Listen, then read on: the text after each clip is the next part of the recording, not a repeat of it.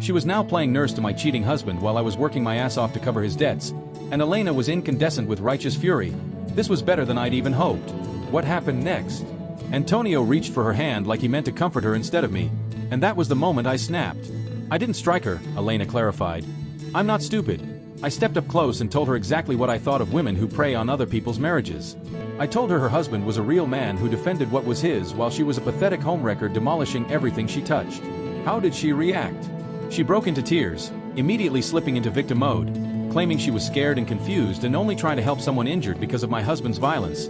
Classic manipulation. Antonio made muffled noises and motioned for me to calm down, as if he were protecting her from his supposedly violent wife. That's when I took more photos of them together and told them both I would file for divorce in the morning. Both of them. Your wife's going to be named in my divorce papers as the other woman, I said. And I'll also file for alienation of affection. I didn't even know Elena could pursue that kind of suit, but it sounded devastating. There's more, Elena said. After I left the room, I went to the nurse's station and asked how long the woman in 314 had been there and whether she was family. What did they say? They told me she'd been there every day since he was admitted, bringing food and personal items and staying well past visiting hours. The nurses had assumed she was his wife based on how she acted with him. Perfect documentary evidence of their relationship, I thought. Elena corrected me. I'm furious, but I'm done being naive. I called my lawyer from the parking lot. By tomorrow morning, Antonio's going to discover that the woman who'd been supporting his dreams is about to take everything he thinks he owns. What about my wife? She asked. She's all yours, I replied, but she's going to have a lot of explaining to do when my lawyer starts asking how long this affair has been going on. After Elena hung up, I sat in the coffee shop and let it settle. My wife wasn't just cheating. She was playing house with another woman's husband while that woman supported them both. The police stunt hadn't worked. Her victim story was unraveling. And now she had Elena Martinez as an enemy. A woman with resources, legal counsel, and photographs. My phone buzzed. A text from my wife. We need to talk. This has gone too far, she wrote. I replied. Talk to Elena Martinez. She has plenty to say about you. 3 dots appeared, then vanished, then reappeared. Who is Elena Martinez? She asked. So I sent her one of Elena's photos, the one of my wife tenderly washing Antonio's face. Antonio's wife, I wrote. The woman who's been paying for his dance studio while you two played house. 10 minutes passed with no answer. Then you don't understand, she texted. I understand perfectly, I replied. You're not just a cheater. You're a homewrecker. It's not what it looks like, she pleaded. Elena has 47 photos that say otherwise. I told her. I'm scared. I need to come home, she begged. Home is wherever Elena decides not to press any further charges, I replied. For the first time since this started, she sounded truly afraid. Good, I said. You made your choice. Live with the consequences. Elena called at 6 the next morning. I couldn't sleep, she said. I kept thinking about yesterday, so I came back to the hospital early to catch them before visiting hours and see if she'd sneak in. I was already reaching for my coffee. She's been here since 5:30, the security guard told her. She brought him breakfast from that expensive downtown place. You know, the one with $30 omelets. My wife was spending money we didn't have on gourmet food for her lover while I was dealing with possible assault charges. Elena, are you still there? Parking garage. 3rd floor. I can see his room window from here. What are you planning? I'm done planning, she said. Time for action. The line went dead. 20 minutes later, my phone filled with notifications. Elena was live streaming. The first clip showed my wife in Antonio's hospital room, but now she wasn't just washing his face. She was feeding him spoonfuls of scrambled eggs, wiping his mouth, stroking his hair like a devoted girlfriend, tending to her injured lover. The second clip caught Elena arriving. Even through the screen you could feel the temperature drop. Good morning, sweetheart, Elena said. Sweet but poisonous. Don't mind me. I just wanted to check on my husband's recovery. My wife froze mid-spoonful and stammered. I can explain. Please do, Elena said, stepping closer. Explain why you're hand-feeding my husband like an infant. Explain why you're here at dawn spending what looks like $100 on breakfast for a man who isn't your spouse. Antonio tried to speak through his wired jaw, making pathetic mumbles. Don't try to talk, baby, Elena mocked. Save your strength. You'll need it. The third video was chaos. My wife sprung up, knocking over the chair. This isn't what you think, she shouted. Elena pulled out her phone and showed the photos from the day before. Because what I think, Elena said, is that you're a pathetic woman who destroys other people's marriages while playing house with their husbands. I was just helping someone who got hurt because of my husband's violence. My wife protested. The wrong thing to say. Elena stepped forward. Violence? Your husband defended his marriage from a predator. My husband destroyed our marriage by cheating with a married woman. There's a difference. My wife backed toward the door, but Elena kept pressing. Did you think I wouldn't find out? Did you think I'd stay in Chicago forever while you played house with my husband? It's not like that, my wife babbled. What is it like? Elena's voice rose. Explain why you've been here every day. Explain why you know his meal preferences. Explain why the nurses think you're his wife. Explain why you're feeding him with your own hands like he's your lover. Antonio made frantic noises, probably trying to calm things, but his wired jaw made them pitiful. My wife tried. He needed help. He needed weekly care. Elena laughed, and it was terrifying. He needed help cheating on his wife. He needed help destroying your marriage. He needed help lying to both of us for months. The fourth video showed Elena getting in my wife's face. You want to know what he really needed help with? Gambling debts, she said. $23,000 he owes to people who break more than jaws. Money I've been earning while he taught you special dance moves. My wife's face went white. She clearly didn't know about the gambling. That's right, Elena said. Your nights in dancing shoes have been funded by both of us.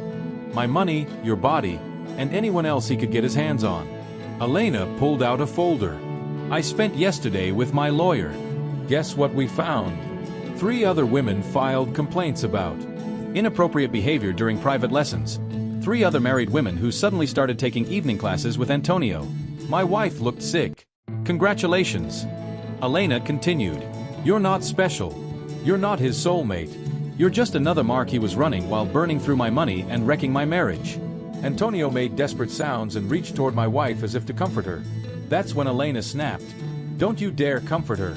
She grabbed the breakfast tray and hurled it at the wall. Eggs and coffee exploded everywhere. Nurses rushed in. Security was called. My wife was sobbing and shaking, but Elena wasn't finished. This is who you destroyed your marriage for, she told my wife, gesturing at Antonio cowering in his hospital bed. A broke, cheating gambling addict who'd been using you just like he used me. I hope it was worth it. The final video showed Elena walking out calm while my wife collapsed into a chair, distraught. Security escorted Elena out, but she'd already gotten what she came for. My phone rang immediately. Did you see all of that? Elena asked. Every second. You destroyed her, she said. She destroyed herself. I just showed her the truth about the man she gave everything to. What happens now? Now she has to explain to everyone why she abandoned a man who defended her honor for a con artist who was playing her from day one. She has to explain why she chose a gambling addict over a husband who actually loved her. Antonio gets to explain to his loan sharks where their money will come from now that his meal ticket is divorcing him. He gets to explain to the state medical board why he used his business to prey on married women. And he gets to do it all with a broken jaw. Elena paused. Your wife's gathering her things. She looks shattered, she said. I almost feel sorry for her. Almost. Then I remember she was feeding my husband breakfast while I worked 12-hour days to pay his debts. Pity's gone, Elena said. Through the phone I could hear my wife begging nurses if there was anywhere else she could go. Elena continued. Apparently she can't go home because her husband changed the locks, and she can't afford a hotel because she spent her money on gourmet breakfast for my husband. Where's she going to go? Not my problem anymore, Elena said. But I'm guessing she's about to learn what happens when you burn all your bridges for a man who was never worth it. 6 months later I was having coffee at the same shop across from the hospital when Elena texted. Thought you'd want an update. Antonio's loan sharks found him last week. 3 broken ribs to go with his jaw. And my ex-wife, now living with her mother, lost her job after the scandal went public. Turns out her boss didn't appreciate employees who made the company look bad. The divorce was swift and uncontested with all of Elena's evidence. My ex-wife couldn't afford to fight. She's still blaming you for everything, Elena relayed. Last I heard she was telling people you ruined her life with your violence. People will believe that, Elena added. Hard to play victim when there's video of you hand-feeding another woman's husband in a hospital room. Elena had made sure those videos circulated widely. Social media, neighborhood groups, even copies sent to my ex-wife's family. The court of public opinion had rendered its verdict. What about the gambling debts? $23,000 became $40,000 with interest. Antonio had to sell the studio. Elena Martinez got half in the divorce settlement. The other half went to his creditors. My ex-wife had chosen a man with nothing to offer and no future. She tried to contact me last month. I told Elena she wanted to apologize. What did you say? Nothing, Elena told me. I blocked her number. There was nothing to discuss. She'd made her choice when she let another man's hands be worth more than our vows. Any regrets about defending myself? Elena asked. None, I said. Good, she replied. Real men don't apologize for having standards. Elena and I had become friends through the chaos. She moved back to Chicago, got promoted, and started dating a decent man who actually respected marriage. Your ex-wife asks about you sometimes, Elena said through mutual friends. What does she want to know? If you're seeing anyone, if you're happy, if you ever talk about her. What do you tell them? That you moved on, that you're living life on your terms, that you don't waste time thinking about people who betrayed you. It was true. I bought a new house, started competing in amateur boxing again, and reconnected with friends I'd neglected during the marriage. Elena said my ex-wife told people she made a mistake, that she was confused and scared and didn't know what she was doing. She knew exactly what she was doing. She got caught. That's what I tell people too. My phone buzzed with a news alert. Antonio Martinez had been arrested for fraud. He'd been forging documents to keep the studio afloat longer than anyone knew. Did you see the news? Elena texted. Just now, I replied. How long do you think he'll get? 3 to 5 years if he's lucky, she said. The gambling debts were one thing, but fraud is federal. My ex-wife had destroyed our marriage for a con man now heading to prison. The irony was perfect. She is going to be alone for a very long time, Elena observed. She chose solitude the minute she let another man put his hands on her. Any chance you'd ever forgive her? Forgiveness is for people who are actually sorry, not for those sorry they got caught, I answered. Smart man, Elena said. Your next wife will be very lucky. If there is a next wife, she'll know exactly where I stand on loyalty and respect. Elena sent one final message. Your ex-wife destroyed everything good in her life for a man who used her. You lost a cheater and gained your self-respect back. Who really won? I looked at my reflection in the coffee shop window. Clear eyes, square shoulders, no regrets. The answer was obvious. Our story has come to an end. If you've made it this far, how about subscribing to our channel? It helps us immensely. I've picked 2 other videos I think you'll enjoy. Feel free to click on them. I'll be waiting for you in the next story. See you soon. Judge Morrison finally said, your conduct throughout this process shows A. The judge's words cut through the courtroom with an icy finality, pointing to a troubling pattern of deception and manipulation. Moving joint funds into personal accounts, planning a relocation without proper notice, and involving your minor child in inappropriate discussions about custody. Your Honor, I said, I was only trying to protect my son from an unstable environment. The judge didn't hesitate. An unstable environment you helped create through adultery and financial deception, she replied, her voice cold. Mr. Decker will retain primary custody. You will have supervised visitation pending further evaluation. Court is adjourned. I walked out of the courthouse feeling like I could finally breathe again after months of suffocating worry, but the victory was just the beginning. In the weeks that followed, Dani's choices unraveled every carefully constructed piece of her life. Her major sponsorship with a supplement company evaporated after Mason's lawyer shared text messages that revealed Dani mocking the mommy for money persona and plotting to abandon her family. The lifestyle brand that had showcased her in an authentic motherhood campaign dropped her when the custody fight and infidelity came to light. 300,000 followers meant nothing once the woman behind the account was exposed as dishonest. Travis's fallout was even worse. Jake's cooperation with Mason's inquiry exposed $15,000 embezzled from the gym. The partnership collapsed, and Travis faced both civil suits and criminal charges. The final confrontation happened at Asheville's charity gala, the very event where Dani had hoped to rehabilitate her image, pleading to speak about overcoming hardship and casting herself as a victim rather than the architect of her own ruin. Mason arrived late, wearing his best suit and walking with only the faintest limp.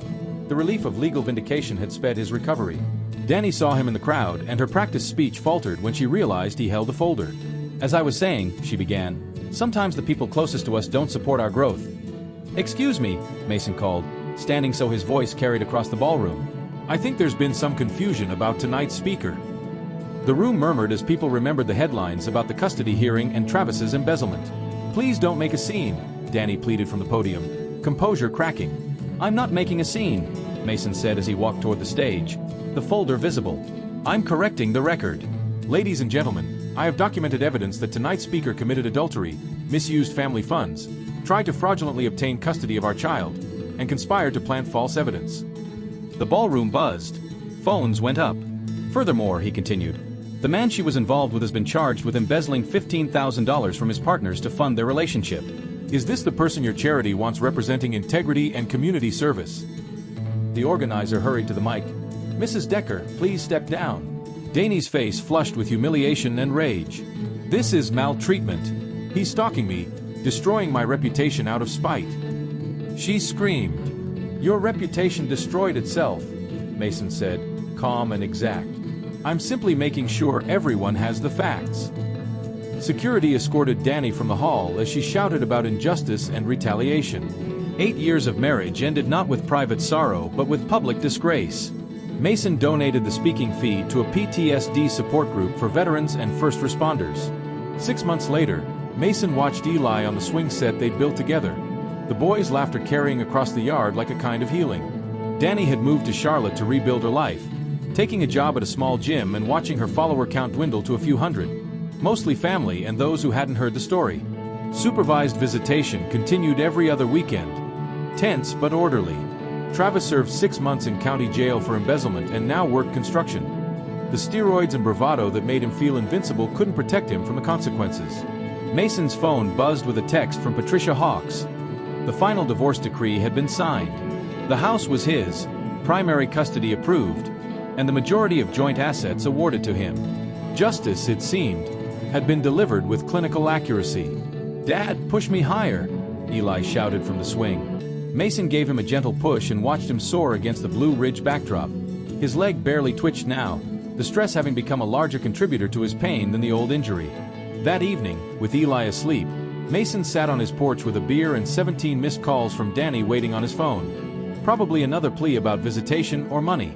He let it go to voicemail and called Hawks in the morning. A car pulled up and Jake joined him on the porch with a bottle of bourbon, grinning. Thought you might want to celebrate, Jake said, settling in. Travis got evicted today. Couldn't make rent without the gym funds. Mason asked about Jake's business. Better than ever, Jake replied. Turns out people respect a gym owner who actually has integrity. Jake poured 2 glasses and admitted he owed Mason for saving the business and perhaps his sanity. They sat quietly watching fireflies, and for the first time in years Mason felt complete peace. No hidden agendas, no betrayals, just truth exposed to sunlight. His phone rang once more. Danny's name flashed, but he let it go to voicemail. He had spent 8 years propping up someone who saw his love as weakness. That would not happen again. The next morning his former captain called with a job offer. The department was launching a domestic violence investigation unit and needed someone with Mason's skills and perspective. Mason accepted immediately. The role would be part-time to match his disability benefits and allow him to parent, and the work promised meaning, helping others facing systematic betrayal. Eli was thrilled at the idea of his dad being a detective again. On Mason's first day back, a card from the unit sat on his desk with a simple welcome. Captain Wilson's note read that sometimes the best investigators are survivors of their own cases. 6 months later, Danny filed a motion claiming Mason's new job conflicted with visitation, hoping to regain leverage, but the motion was denied in 24 hours. Judge Morrison, noting Mason's remarkable stability and growth and Danny's continued pattern of putting convenience ahead of their child's welfare. That evening came an unexpected call. Agent Sarah Mills from the FBI. Travis's embezzlement, she explained, was part of a broader scheme involving supplement companies and influencer fraud. Mason's documentation was unusually thorough and useful. Would he consult on similar investigations? The consulting work paid well and led to wider investigations across states, ultimately resulting in 47 indictments and Travis becoming a key witness in exchange for a reduced sentence. Danny was never criminally charged, but her association with the scandal ended any hope of reclaiming her influencer career. She eventually took a quiet job as a hotel desk clerk in Charlotte. Mason's final encounter with his ex happened at Eli's school graduation. She sat alone in the back while Mason sat in front with Hawks, Jake, and friends who had become family.